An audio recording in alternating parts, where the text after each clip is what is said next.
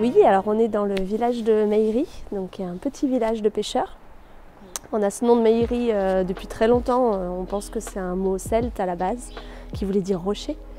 Et c'est bien lié avec le contexte, on va dire ici, et tout l'environnement de Meillerie, puisqu'on est au pied des roches calcaires. Donc c'est ce qui a fait la réputation de Meillerie justement pour ses carrières de pierre. Et encore aujourd'hui, c'est vraiment les deux activités principales. Donc la carrière de Meillerie et la pêche côté lac. Je suis pêcheur professionnel depuis 1992. Donc mon père travaillait déjà à la pêche, mon grand-père, ainsi que depuis 5 générations. Donc j'ai repris un peu le flambeau familial. Voilà. Et ici, on a encore 4 pêcheurs. Quand j'ai commencé, on était encore une quinzaine. Meillerie était un peu le berceau de la pêche. Alors le nombre d'habitants, finalement, on a retrouvé à peu près le nombre d'habitants qu'on avait autrefois ici, donc à peu près 400 habitants. Sachant qu'on est monté jusqu'à 1000 habitants ici. Là, on est dans la rue des pêcheurs où était vraiment l'ensemble des personnes qui travaillaient ici. Parce qu'ici, c'était vraiment la rue des travailleurs, on va dire, donc de la classe plus populaire.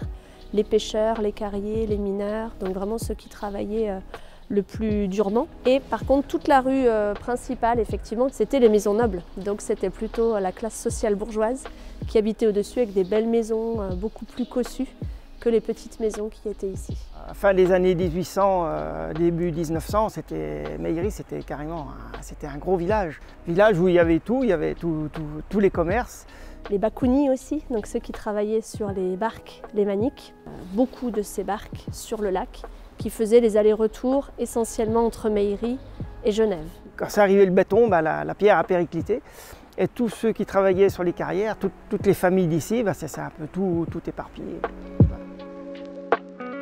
Le lac, c'est un respect, le lac. Alors si on respecte le lac, vous êtes en harmonie avec lui, il vous le rend bien. Et si intelligemment, puis qu'on met beaucoup d'amour dans notre métier, on vous laissera toujours passer.